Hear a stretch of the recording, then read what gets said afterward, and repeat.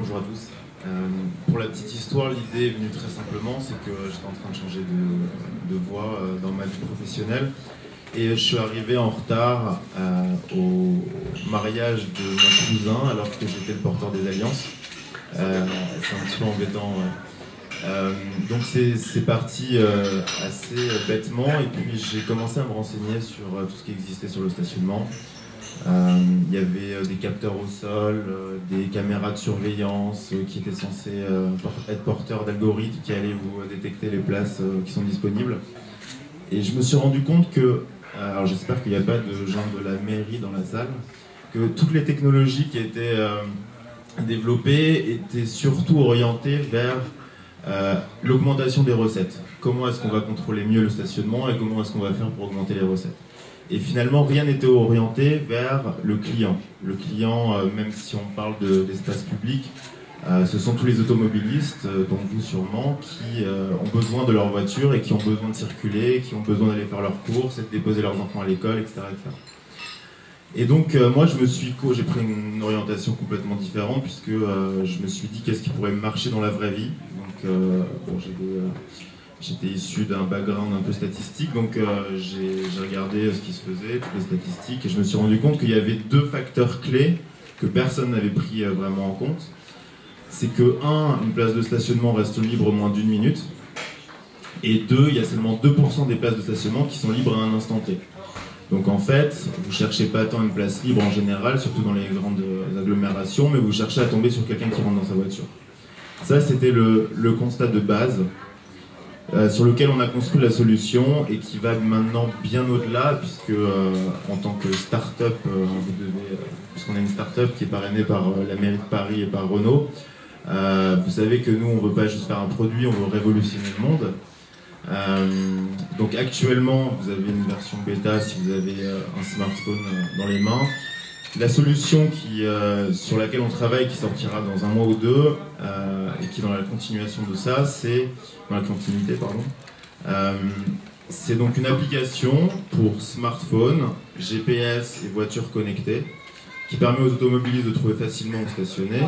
Comment? Par 4 billets. Le premier, c'est de localiser les places qui vont bientôt être libres, qui bien dit bientôt être libres, dans la rue.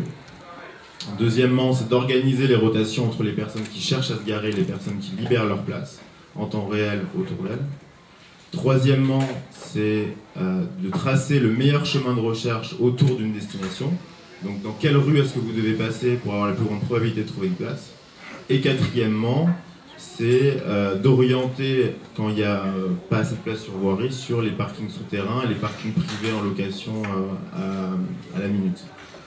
On se voit un peu comme un intégrateur de toutes les solutions de stationnement. D'ailleurs, on est en contact avec pas mal de grosses sociétés sur ce sujet-là. À la base, quand on a commencé à travailler sur tout ça, on a vu plus le stationnement. Alors, j'espère qu'il n'y a pas des gens contre la finance, tout ça dans la salle. On a vu ça comme une place de marché. Et je pense que c'est comme ça qu'on est orienté client, c'est que le stationnement, c'est une place de marché, il y a une offre et il y a une demande. Il y a une offre qui est constituée de l'ensemble des places sur voirie, des parkings hors voirie, des parkings privés. Une demande, c'est par exemple à Paris les 1,2 million de recharges de places par jour. Et ce qui fait que la mobilité urbaine, notamment en voiture, est si difficile, c'est qu'il n'y a personne au milieu pour vous donner l'information. Vous avez des informations sur le trafic, vous avez des informations sur le radar, sur la météo, sur tout ce que vous voulez. Le stationnement, c'est encore complètement à l'aveugle. Ce qu'il fallait faire, c'est avoir un opérateur. Un marché efficace, c'est quoi? C'est un marché dans lequel l'offre et la demande sont mises en relation, l'information est communiquée à tout le monde en temps réel et on organise les transactions entre l'offre et la demande. C'est ce qu'on fait. Donc la première étape, c'était cette version. La deuxième étape, c'est ce que je vous ai raconté. La troisième étape, c'est être un intégrateur dans lequel c'est déjà en cours. Et vous aurez les parkings souterrains, les parkings privés, le paiement du stationnement par mobile, la navigation pour avoir sur une même solution, intégrée dans votre voiture, intégrée dans votre GPS, toute une solution de mobilité pour un automobiliste intégrée en un seul outil.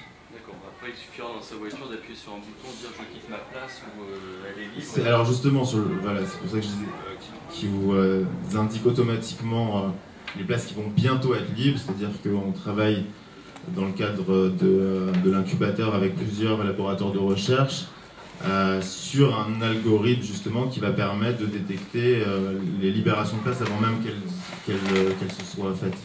Donc vous aurez sur la carte directement tous les points avec des gens qui vont partir dans une minute, de partir sans que personne, sans action humaine. Sans action humaine. Et actuellement, en version bêta, c'est combien d'utilisateurs? Alors là, la version bêta, on a 60 000 utilisateurs sur la France, dont la moitié en région parisienne. Dont la grande majorité dans l'ouest parisien et proche banlieue, donc Boulogne, Levallois, Courbevoie, Neuilly et 17e. Et là, si on veut la chercher sur l'Apple Store, par exemple, vous aurez la version bêta et attendez avec impatience les prochaines versions. Voilà, vous allez télécharger et puis vous aurez la mise à jour dans quelques semaines.